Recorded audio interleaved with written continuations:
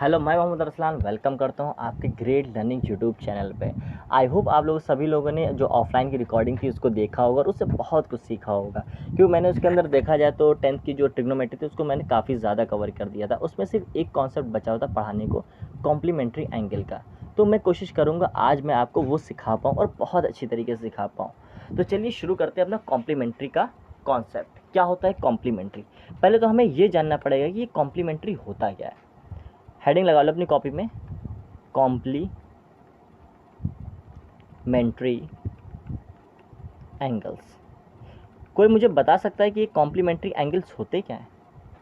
चलिए मैं बताता हूँ। आपको याद होगा जब आप 7th 8th या 6th में या 5th में होंगे तो आपकी एक मैम होगी, और वो मैम आपको क्या सिखाती थी कि अगर आपके पास कोई दो एंगल हों, जैसे कि मैंने सपोज़ किया angle a plus angle b, और इनका सम कितना आ जाए 90 के बराबर आ जाए, तो ऐसे एंगल्स को हम लोग क्या बोलेंगे? कॉम्प्लीमेंट्री एंगल बोलेंगे। याद आया? नहीं आया? चलो देखते हैं, इसको थोड़ा और अच्छी तरीके से समझते हैं। सपोज़ कि अपने पास जो एंगल ए है वो कितना है 60 डिग्री है, और एंगल बी जो है वो कितना है 90 डिग्री, सॉरी 30 डिग्री है। अगर मैं इनको ऐड करता हूँ तो कितना बन जाएगा? आप बोलोगे सर 90 डिग्री बन जाएगा। तो ऐसे एंगल्स को हम लोग क्या बोलेंगे? कॉम्प्लीमेंट्री एंगल बोलेंगे। ठीक है, कॉम्प्लीमेंट्री एंगल्स क्या होते हैं? दो एंगल जिनका सम कितना हो जाए 90 हो जाए, ऐसे एंगल्स को हम लोग क्या बोलेंगे? कॉम्प्लीमेंट्री एंगल्स बोलेंगे। बात क्लियर है यहाँ तक कि नहीं क्लियर है? चलिए अब चलते हैं लोग, इसका जो टच है वो लेकर चलते हैं ट्रिग्नोमेट्री के ऊपर। देखते हैं इसका एप्लीकेशन जो है वो ट्रिग्नो में कैसे हुआ है।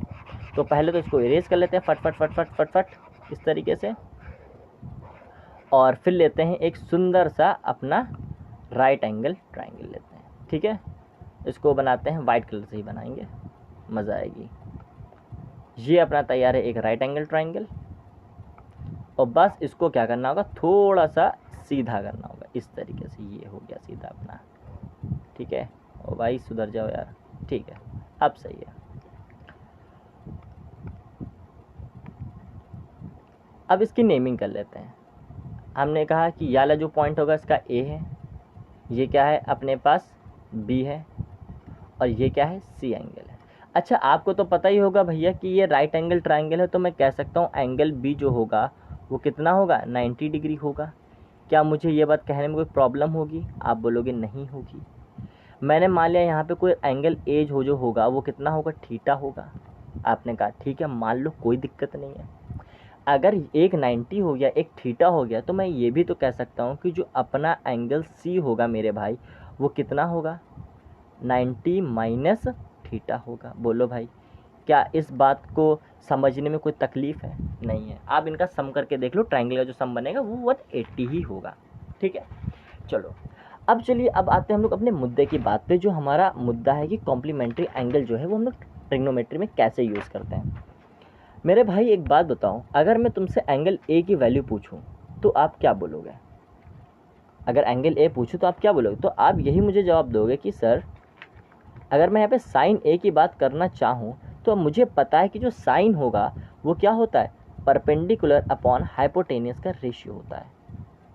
और इसके अकॉर्डिंग अगर देखा जाए एंगल ए के अकॉर्डिंग, तो हमारा परपेंडिकुलर क्या बनना है? BC बन रहा है, और हाइपोटेनियस क्या बनना है? AC बन रहा है। मैंने कहा ठीक है चलो।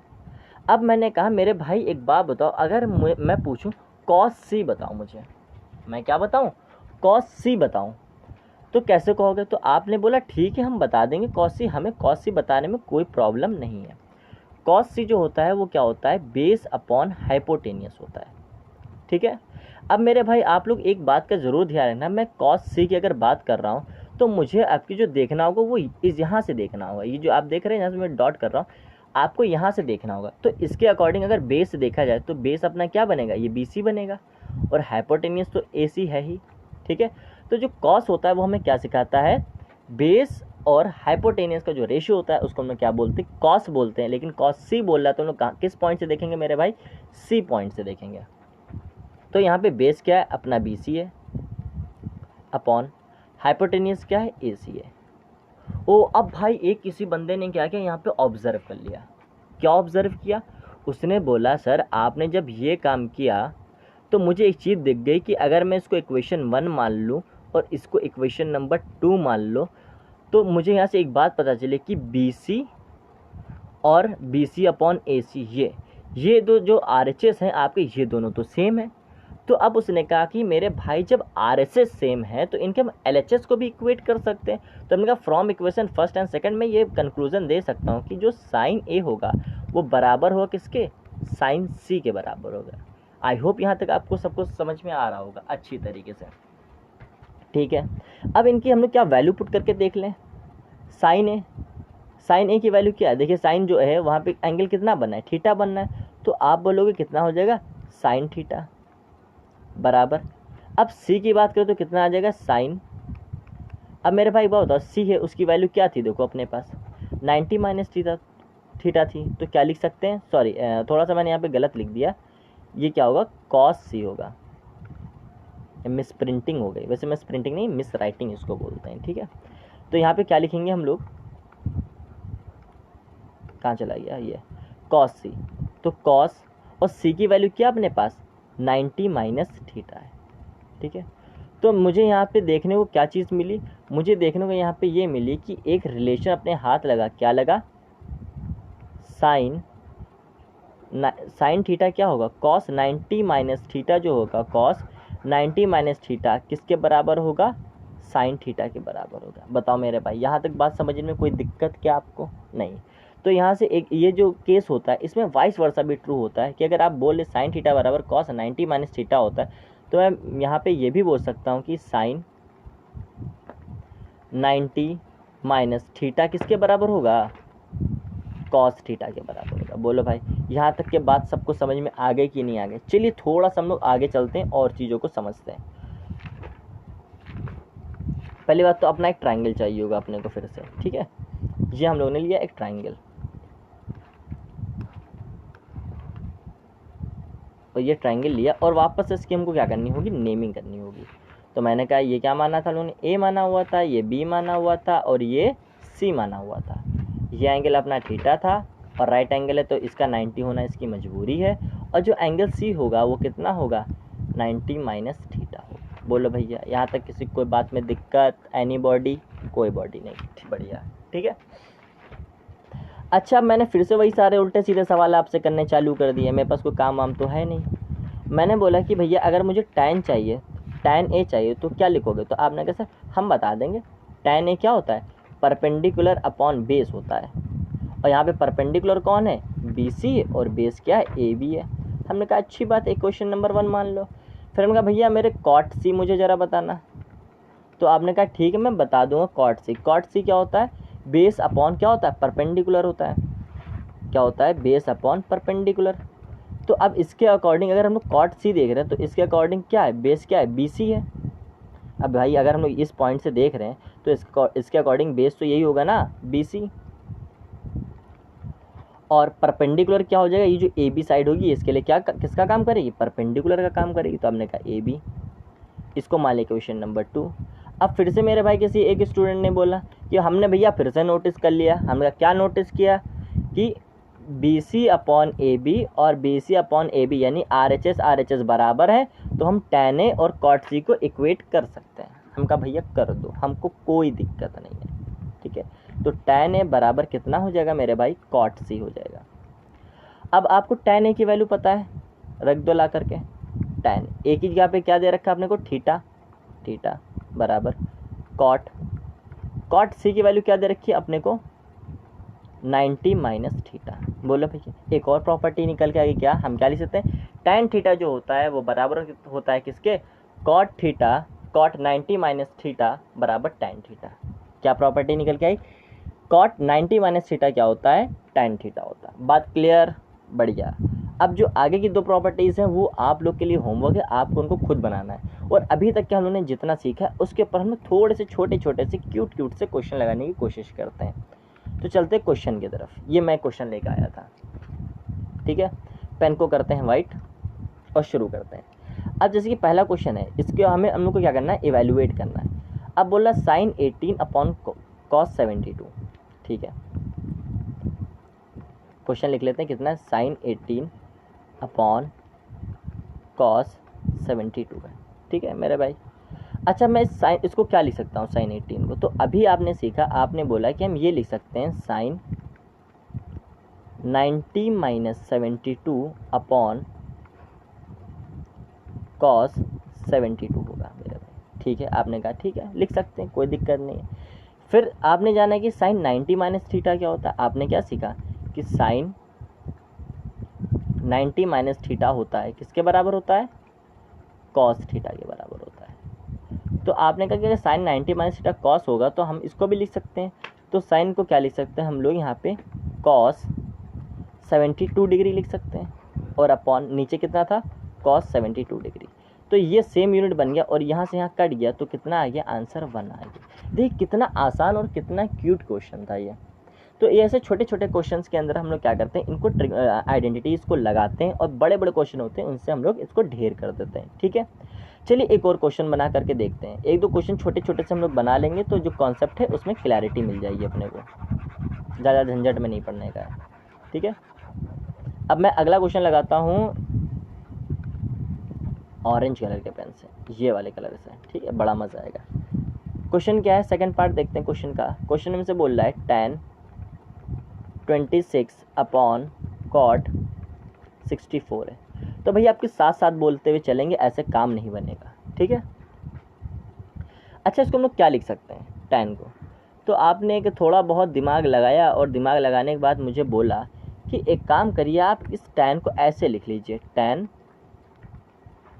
90 माइनस 64। एक बच्चे ने कहा ठीक है, और नीचे जो कॉट था इसको बिना छेड़े इसको हम लोग एज इट इज़ लिख लेते हैं, कॉट 64, ठीक है। अब आपने सीखा है tan 90 माइनस थीटा क्या होता है, जल्दी बताओ भैया, कमेंट करके बताओ कि जो टॉपिक है समझ में आपको आ रहा है या नहीं आ रहा है, ठीक है। आपने क्या सीखा है, tan 90 माइनस थीटा किसके बराबर होगा मेरे भाई, आप बोलोगे कॉट थीटा के बराबर होगा, ठीक है। किसके बराबर होगा, कॉट थीटा के बराबर होगा, ठीक है।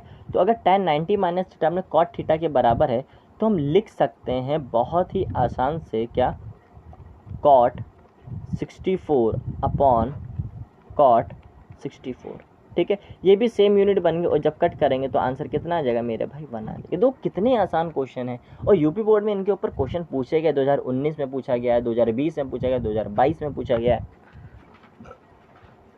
छोटे छोटे से क्वेश्चन है, और आपको ये जो मार्क्स है वो गेन करने में बहुत ज़्यादा हेल्प करेंगे, ठीक है। चलिए अब इसके थोड़े से और आगे पे चलते हैं कि और किस तरीके से क्वेश्चन बन सकते हैं। और बाकी जो दो क्वेश्चन हैं, ये जो मैं छोड़ रहा हूँ, ये वाले, ठीक है, इनका आंसर 0 आएगा, और इसका भी आंसर क्या आएगा, 0 आएगा, ठीक है। और आप लोग को इसको बना के दिखाना, और बनाने के बाद मुझे कमेंट करके बताना है कि ये बात समझ में आपकी आई या नहीं आई, ठीक है। आगे बढ़ते हैं। एक और प्यारा सा मैं क्वेश्चन, हाँ ये बड़ा प्यारा मुझे क्वेश्चन लगा था, मैंने सोचा ले चलता हूँ आप लोगों के लिए। अब इसमें बोला जा रहा है, इफ़ tan a बराबर cot a minus 18 where 2a is an acute angle, find the value of a, ठीक है। चलो बनाते हैं। इसने बोला है कि tan जो है 2a वो किसके बराबर है, cot a माइनस 18 के, ठीक है। पहली बात तो ये जो 2a दे रखा है अपने को इससे कोई बहुत ज़्यादा मतलब नहीं है, ठीक है। अब आपको एक बात ज़रूर पता है कि मेरे भाई की जो tan है इसको क्या लिख सकते हैं, आप बोलोगे हम इसको लिख सकते हैं tan 90 माइनस 2a, सॉरी क्या लिख सकते हैं, 90 माइनस 2a बराबर कितना, cot a माइनस 18 लिख सकते हैं ऐसे, ठीक है। ऐसा मैंने क्यों बोला, अब मैं इसको थोड़ा सा वाइट से लिखता हूँ ताकि आपको हाईलाइट हो। ये जो tan 90 माइनस 2a है, आपने इसके बारे में क्या सीखा, आपने सीखा है कि tan 90 माइनस थीटा जो होगा मेरे भाई वो किसके बराबर होगा, कॉट थीटा के बराबर होगा, ठीक है। तो मैं इसको क्या कॉट नहीं लिख सकता, मैं लिख सकता हूँ इसको, क्या लिखूँगा मैं, cot 90 minus sorry tan 90 minus theta cot theta, तो कितना आ जाएगा, कॉट 90 माइनस 2a बराबर कॉट a माइनस 18, ऐसे लिख सकता हूँ। अब आपने कॉट से कॉट जो था वो कैंसिल आउट हो गया, तो अपने पास क्या बचा, 90 minus 2a is equal to a minus 18। ठीक है, अब बेसिक सी कैलकुलेशन है, उसको फटाक से कर लेते हैं। कितना आ जाएगा 90 और ये माइनस का उठ के इधर आ जाएगा, कितना बन जाएगा प्लस का 18। 2a उठ के उधर जाएगा मेरे भाई, कितना बना देगा 2a और a प्लस a मिलकर 3a बना देगा। ठीक है, तो करते हैं, देखते हैं। थोड़ी सी जगह बची, अपने पास जगह ज़्यादा नहीं है। ठीक है, तो 90 में अगर हम लोग 18 जोड़ दें कितना आ जाएगा मेरा भाई 108 आ जाएगा। 108 बराबर कितना बनेगा 3 है। तो मुझे a की वैल्यू निकालनी, तो यहाँ से कोरिया का बच्चा भी निकाल सकता है 108/3। ठीक है, काट दो, 3 3 जा 9 और 3 6 जा 18, यानी कि a बराबर कितना है मेरा भाई 36 आंसर आ गया। इस टाइप का क्वेश्चन, ये डिट्टो क्वेश्चन शायद 1 या 2 बार एग्जाम में रिपीट भी हुआ है। आई होप आप लोग को एक कॉन्सेप्ट समझ में आया होगा और जो मैंने क्वेश्चन कराया वो भी समझ में आया होगा। अगर अच्छा लगा तो भैया कमेंट करो और अपने दोस्तों के साथ बांटो। ठीक है, देखो बांटने से प्यार बढ़ता है, तुम्हारा भी हमारा भी। ठीक है, सेशन पसंद आया हो तो लाइक करो। चलते हैं, मिलते हैं फिर नेक्स्ट वीडियो में।